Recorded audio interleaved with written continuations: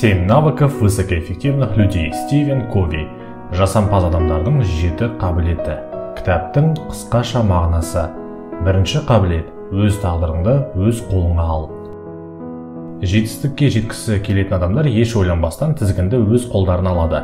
Олар өз әрекеттері үшін жауапкершілікті сезінеді және олардың барлық әрекеттері сыртқы жағдайдың талаптарынан емес, өздерінің таңдауынан туындайды. Олар мінез-құлықты тәрбиелеу өздерінің қолында екендігін біледі. Олар әр кезде сыртқы жағдайларды басқара алмайды, бірақ ол жағдайларды қалай өз еншісіне айналдыруға болатындығын жақсы біледі.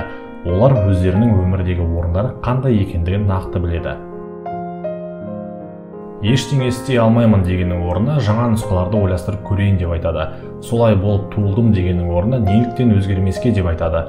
Бұл кісі менің жыныма тиіп тұр дегеннің орнына менің көңіл-күйім тек маған ғана тәуелді деп айтады. Қолымнан келмейді немесе міндеттімін дегеннің орнына өзім шешемін деп айтады. Жасампаз адамдардың екінші қабілеті. Бір істі бастар кезде соңғы нәтижесін ойлау. Өміріңдегі мақсаттарыңа сараптама жаса. Сен қайтыс болған сәтте сен туралы адамдар не айтатынын елестетіп көр. Егер дәл қазір өмір сүріп жатқандай өміріңді жалғастыра берсең, соңғы нәтиже қандай болмақ? Егер соңғы нәтиже өзіңе ұнамаса, өміріңді бақылауға ал да өзіңді тәрбиелеумен айналыс. Үшінші қабілет. Маңызды істер мен маңызы жоқ істерді ажырата білу. Өз-өзіңді өзгерту өз қолыңда, бірақ ол үшін алдымен әрекеттеріңнің қалыптасып қалған образдарын өзгертуің керек. Маңызы жоқ істер үшін маңызды істерді құрбан етпе. Көптеген адамдар өмір бойы аяқ асты пайда болып қалған істерге көңіл бөліп уақытын босқа шығындап өтеді. Сонымен қатар олар аяқ асты пайда болатын істердің алдын алуға әрекет етпейді. Олар маңызды мен срочный деген түсініктерді шатастырып алады. Срочный нәрсе бірден көзге көрінеді, ал маңызды нәрсені көп істердің арасынан тауып байқай алу керек. Көптеген адамдар басқа адамдарды олардың сөздеріне өз реакциясын білдіру үшін ғана тыңдайды. Оның орнына ол адамның не айтқысы келгенін тыңдауға ұмтылмайды.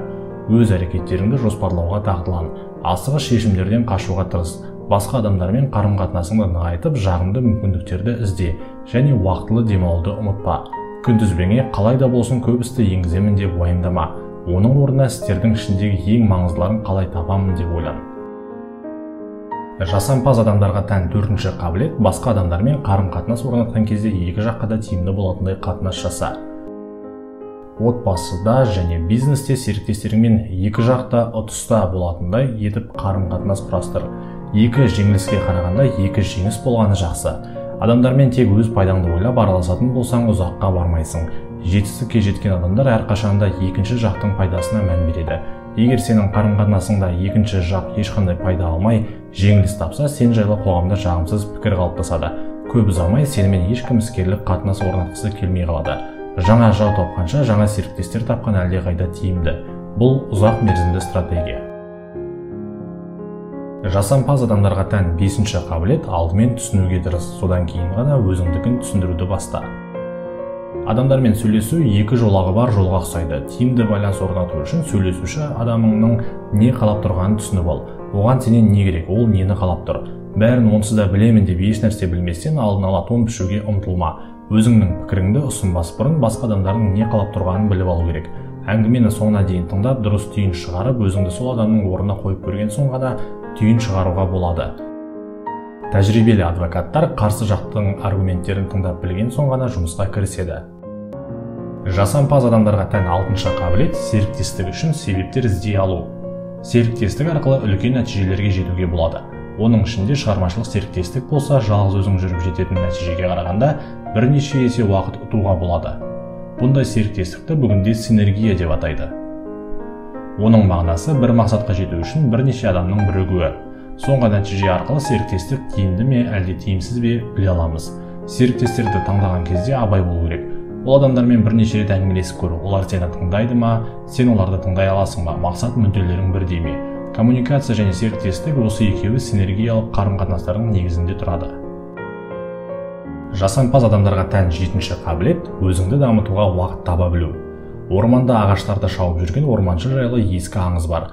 Жұмыс ақырын жүріп жатады. Орманшы шаршап кеткен, ағашты шапқан сайын балтасының өткірлігі де әлсірей берген. Орманның жанынан жолаушы өтіп бара жатады. Ол орманшыға сәл үзіліс жасап, алдымен балтасын өткірлеп алуға кеңес береді. Бірақ орманшы еш ойланбастан менде балтанды өткірлеп отыруға уақыт жоқ деп жауап береді. Жетістікке жеткен адамдар әрқашанда өзінің құрал-саймандарын өткірлеуге уақыт табады. Ол құрал-саймандарға адамның денесі, ақылы, жан дүниесі жатады. Жақсы нәтижеге жетіп жүрген адамдар үнемі физикалық жаттығулар жасап, өз денелерінің қалыпты күйінде болуына уақыт табады. Физикалық жаттығуларды орындау үшін спорт залға бару міндетті емес. Жан дүниесін болса, адам медитация немесе Құдайға сыйыну жасау арқылы дамыта алады. Сонымен қатар көркем әдебиет оқу, музыка тыңдау арқылы да жан дүниеңді шынықтыра аласың. Дене мен жан дүние жайлы ұмытуға болмайды, себебі олар саған өмір сүруге энергия береді. Интеллектті дамытып өсіру үшін саған бірнеше жаман әдеттерден бас тарту керек.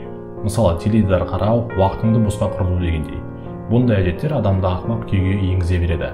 Уақыт өте келе ондай адам сыни ойлай алмай қалады, өзінің құндылықтарынан алыстап кетеді. Көбірек кітап оқу керек, логикалық тапсырмаларды орындап, өзіңе қосымша қызықты хобби тауып ал. Бұл сенің ақылыңды дамытады. Ең бастысы, өміріңнің эмоционалды бөлігін қалыпты жағдайда ұста. Эмоционалды жай-күйің төменге түсіп кетсе, жаңа идеялар келмейді. Әрекет етуге желание болмайды.